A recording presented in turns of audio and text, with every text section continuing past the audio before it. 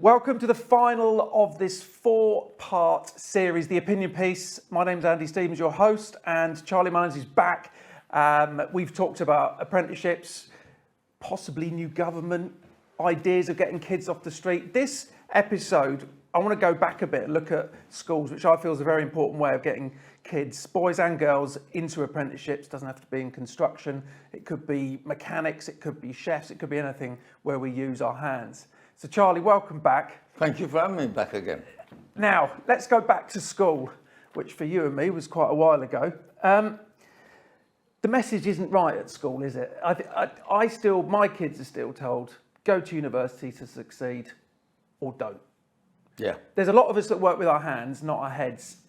We've got to help those kids, not deter them away from the industry. Yeah, I think you're so right. And instead of trying to direct everyone to university, I think what you've got to remember is all these school teachers went to university, so they're going to direct them on the road that they've gone.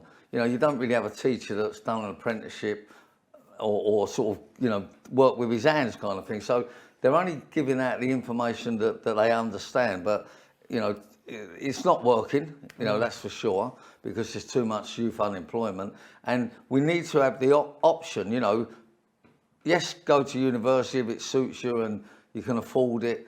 And for the people that are not that academic or don't need to take that route, get an apprenticeship. I mean, you'll earn as much money as an apprenticeship as any bank manager, that's for sure. And, it's a massive shortage of skilled labour now, and you're going to be in so much demand. It's just coming away from the university angle. And believe me, if you do a City and Guilds apprenticeship, that paperwork, you can take it anywhere in the world and you'll get work.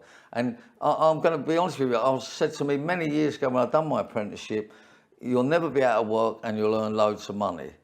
And it's more so today than ever. But we seem as a country behind quite a lot of other countries in the world. So I did a lot of my learning. It wasn't an apprenticeship. I was just following the old boys around the site in Australia. You look at North America, you look at Germany, Holland, people respect tradespeople. Yeah, of course. Whereas here it's a bit different. You are right, but it's changing. I mean, tradesmen now are a lot more respected than what they were before. They're a lot more in demand. They're earning a lot more money. I think it's starting to change around there. I respect a tradesman more than what I respect a bank manager. I respect a tradesman a lot more than somebody just working as a normal 9 to 5 job. I mean, a tradesman is becoming quite a special person now. Well, what amazes me, when I walked here this morning, other meetings, you walk past incredible buildings. London's full of them. I'm not a fan of the new glass things that are just stuck up. But, you look at Houses of Parliament, St Paul's, all the bridges. Oh, yeah. You've got millions of tourists paying money to come here to see it and take pictures. Yeah. We should be so proud of that people like you and me built them with these. Mm. These weren't, thrown up. We didn't have cranes and plant. Let's be proud. Let's inspire these kids to come and be part of the next generation. You are right. Again, I'm going to go back to school days. That the career master, I remember when I was like in the lesson of that, and he's talking to people that are top of the class and doing well, and oh yeah, you go here, you go there, and a few of us sitting in the corner that weren't that academic is like ignoring. I remember him saying to me, "So what are you going to do with a job?" And I went, "Well, because I used to work with this plumber, and so I had plumbing on mine. I said, I'm going to be a plumber." "Oh, yeah?" I said, "Yeah, I'm going to get an apprenticeship in plumbing." But that was the end of the conversation. It was a bit like, "Oh, come on, But it's the same now. Yeah. I can't believe that in all these time, nothing's changed. You are right. My daughter's, she was 12 2 days ago. She's doing all right at school, but the school she's at are brilliant if you're an academic. Yeah. So if they see you doing well, they'll push you to do even more to go to university. Everything else, I think it's crap. And bizarrely, everyone I've spoken to with kids there, or there was a waitress in a restaurant the other week, she went there, she said, it's the same. So we've got to get these brilliant kids that are so creative, good with their hands into apprenticeships, and not stress them out. You have to go to university. It's Yeah, look, time for change. Look, we're due for a change, and I think things are changing. And what I've noticed, when I used to go to the schools or colleges, or they come to our company and do a tour, they get impressed by your car and how much you earn and your lifestyle, and there's nothing wrong with that. And I think that, you know, I've sent plumbers along to school career day, and they go along with their motorbike, and you know, they're all dressed up in that, and the kids love it. It's the fact that, you know, you can achieve that, but it's getting the point out there that, you know, believe me, you don't need a degree to earn lots of money. You don't need a degree to get a good job. What you do need is willpower and enthusiasm and drive to get on with it. Yeah, the drive's key, isn't it? Can't turn up here and there, join the Monday Club, not turn in, get That's there, right, but look, put into it. You know, but the starting point is a job in life. Yeah. That's the starting point, and it doesn't matter if you're a road sweeper or a bank manager to start with, because wherever you start, you're going to progress. And you know, like myself and many other people, all I ever wanted to be was a plumber. I got my apprenticeship, and there was times that, you know, obviously, you know, you think, am I doing the right thing? I think I was getting £3 a week for doing it, and I had friends working in a shop, top man's shop or something, and they're getting 12 quid a week, and I'm thinking, oh, you know, am I stupid? What am I doing? And then somebody said to me then, look, what you don't earn as an apprentice, you'll get later. And I don't know with my friends whether they're still working in them shops, but you know, it's a dead end job, isn't it? This side, you know, the apprenticeship just leads to all and everything, and so many apprentices wind up having their own business. You look at, I saw it in the paper this morning on the way in, Costco, obviously huge, great global company. The CEO, who's just been appointed in the States, Yeah. he started as a forklift apprentice on $3 On a a day forklift a week. apprentice. That's who he started as. Yeah. As a forklift apprentice, he's now CEO of Costco. So God. yet again, it's exactly the same as you. It's the same as many others. If you want to achieve that, you can. Oh, look, you're right there. My other great take on it is that, you know, you're earning while you're learning, and it's like, you know, and we all learn from somebody, and there's no better place than not on a computer, not like sitting behind a desk, working with somebody. You know, that's, you know how it works. Yeah, you work along with somebody, and it's probably 50 times more powerful than on a computer and all that nonsense. It's rewarding. There you go. I mean, You know, one of your plumbers going in, old lady's boiler's packed up, you know, the board's gone, whatever it is, it's -2, and within a couple of hours it's fixed. You've really helped her out. I mean, that to me is better than tappy. You're right. I mean, whenever you go to any job and you finish the job, people are like, "My God, you're so clever," and you know, and once you've done your training, you know yourself, a lot of things are just like, it's like breathing. It's natural, isn't it?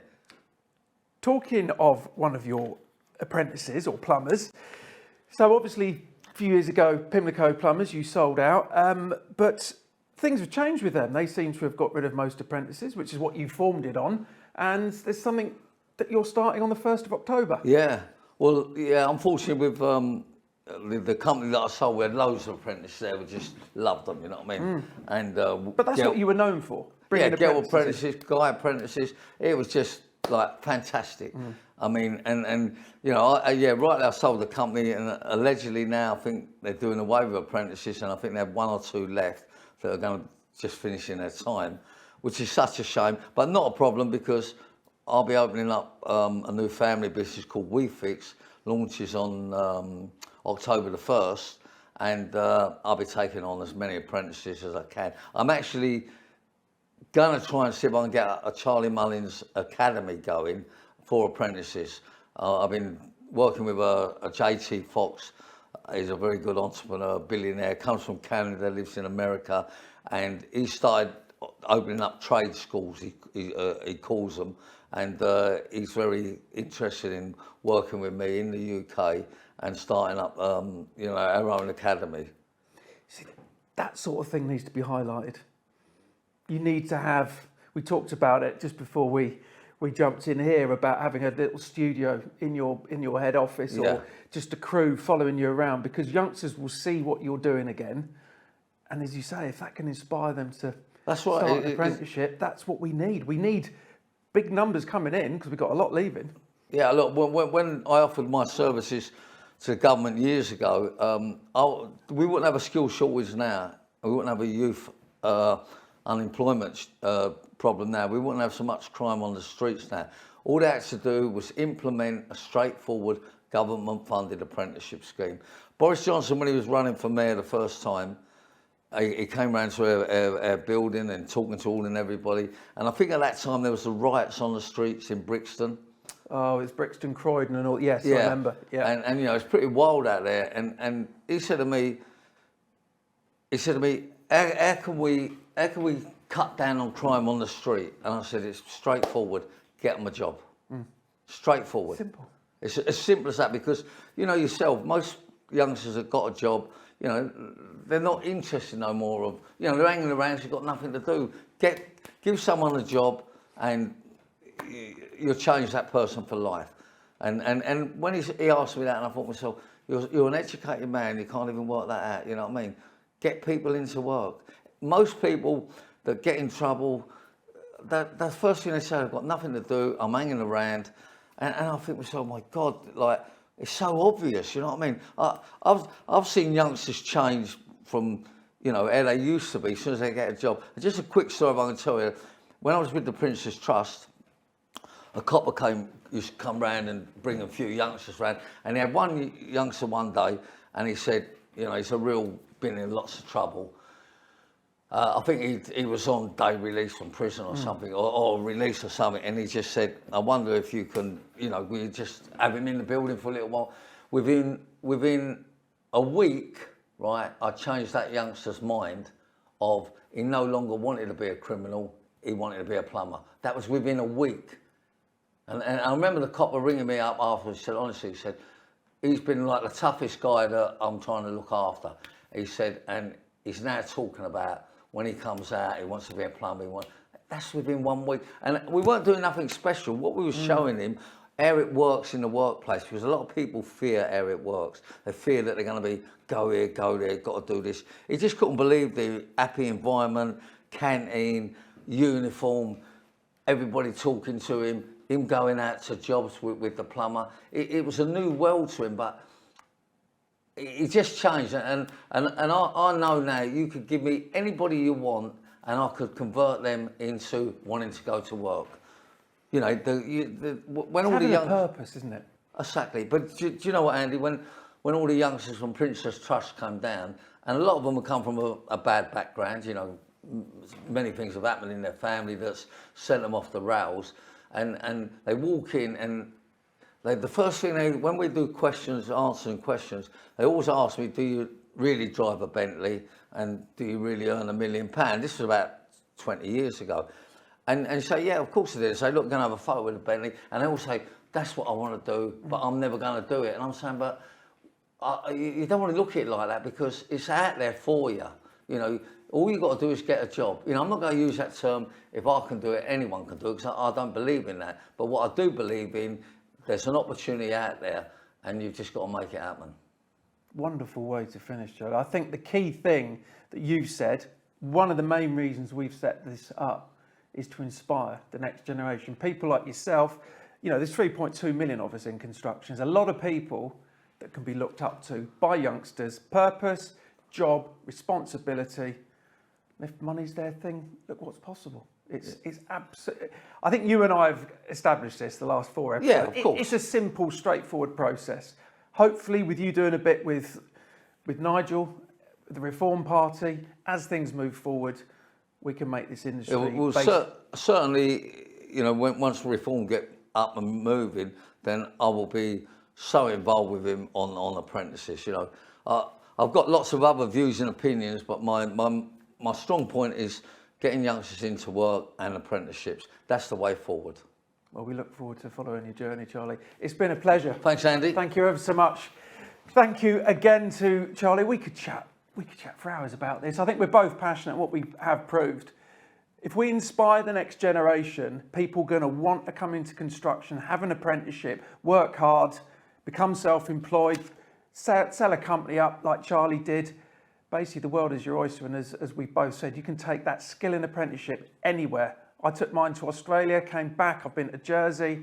you can go anywhere and do exceptionally well. So Charlie, thanks again. Thank and you. we certainly look forward to following Charlie on his next venture.